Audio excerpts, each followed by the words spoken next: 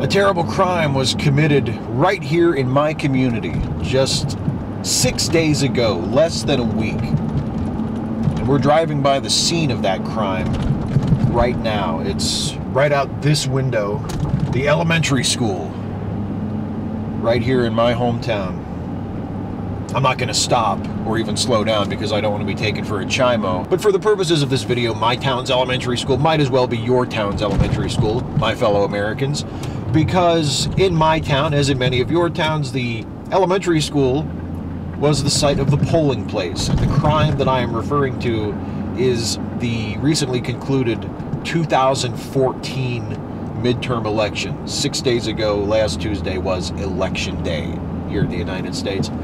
And yes, I'm being a little melodramatic when I refer to it as a terrible crime, but it was a result that I found very discouraging, and I found the result very discouraging for lots of different reasons. First and foremost, because the Republican Party took control of Congress. Now, a lot of people might say, well, the Republicans have really controlled Congress for the last 4 to 6 years anyway, because even though they've had a minority in the Senate, they have succeeded in being completely obstructionist to every major piece of legislation that President Obama has tried to put forward. Whether that piece of legislation has actually made it through and become law or not, the Republicans have done nothing but attempt to block it and obstruct it for no other reason than it was an Obama-backed Democratic proposal. They've done a really good job of making Congress the least productive Congress that there has ever been in the history of the United States. So will the results of this most recent election actually be that important? Will they result in that much of a difference? Maybe not. But that doesn't mean that I wouldn't have preferred another outcome. And it doesn't mean that I don't honestly believe that the United States would be better off had there been a different outcome. So why wasn't there a different outcome? Why did the Republicans, who have accomplished nothing the last several years other than trying everything in their power to prevent the opposition from accomplishing anything, why were they able to take control, to not only maintain their control of the House of Representatives, but also take control of the United States Senate? Why were they able to do that? How did they win? And more importantly, from where I sit, how and why did the Democrats lose? So let's talk about the perpetrators of the crime, so to speak, the various parties involved. First and foremost, you can't talk about the midterm election results without mentioning the Republicans. They're the ones who won, and in a sick sort of way, I think I owe them credit where credit is due. They have, for all their faults, for all their monstrous disregard for the humanity they seek to govern, they have a really just ruthlessly efficient get out the vote apparatus. Their get out the vote apparatus ought to be the envy of any political party in the world. They have a way of getting their base up out of their easy chairs, out of their lazy boys, and getting them to the polling place to vote. And yes, true, they do that by using ignorance and relentless fear-mongering and basically threatening pandemics and wars should they lose the election. Not to mention the destruction of the traditional family and all these other sorts of things. Men using the women's bathroom. But it works. They got out the vote. Their base showed up at the polls, and the Democrats didn't, for the most part. The Democrats didn't, for the most part. So let's talk about that.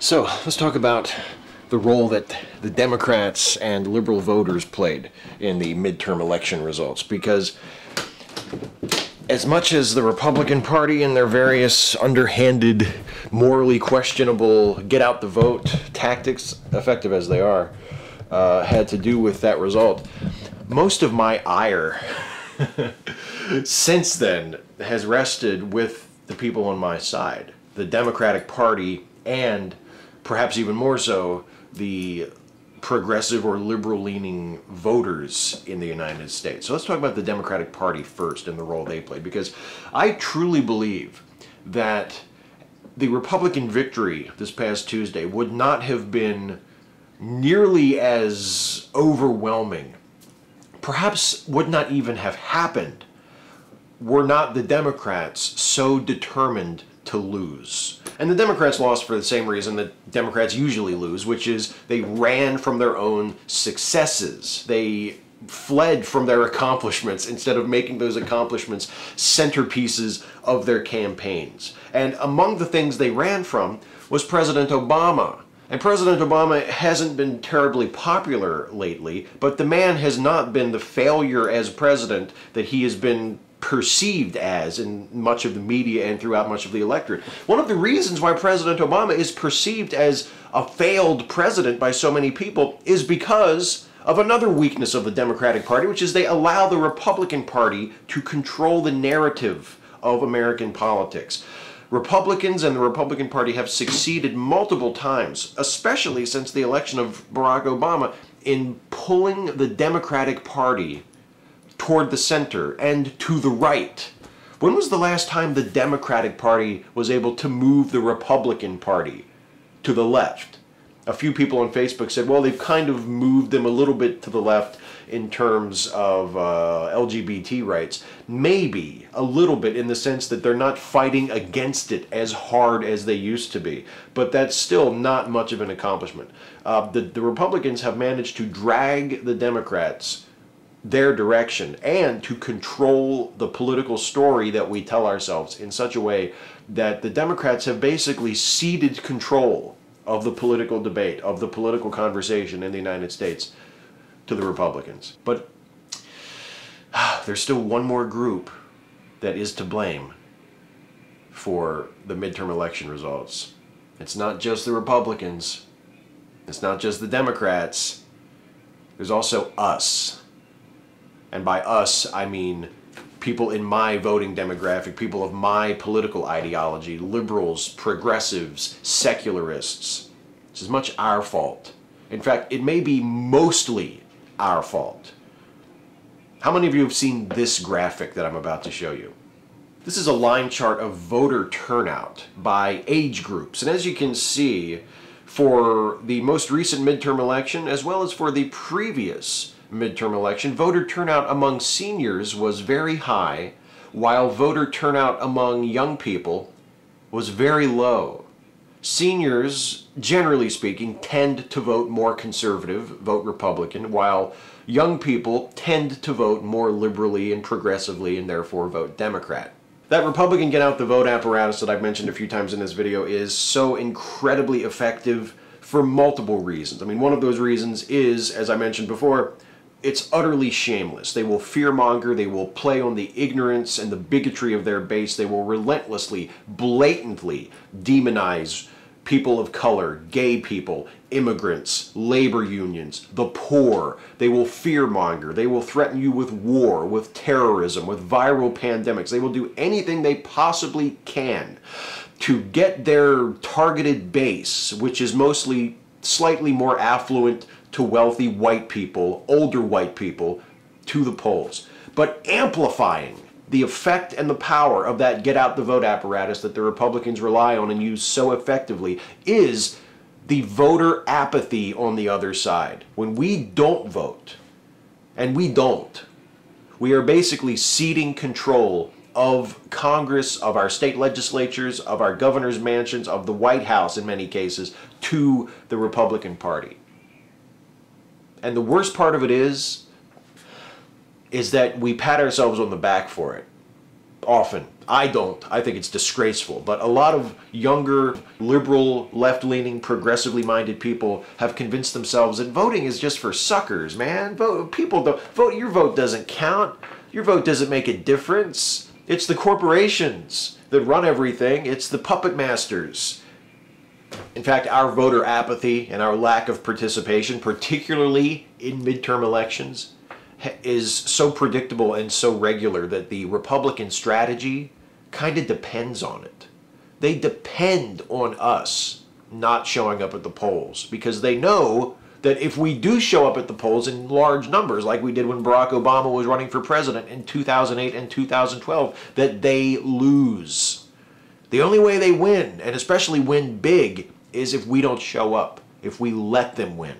And yes, their tactics to get out their voters are reprehensible. And yes, the Democratic Party's utter cowardice and surrender is reprehensible. It's disgraceful. But the most disgraceful thing of all to me is when a person who can vote, who could easily take half an hour out of his or her day and drive to his polling place and cast a ballot for a progressive or a Democratic candidate, chooses not to because they think it's not worth it, because they think their vote doesn't count, because they think it doesn't matter who wins elections and who loses them. Tell me there's not a meaningful difference between the two major parties when one party stands for rights and equality for LGBT people and the other party stands staunchly, proudly against that.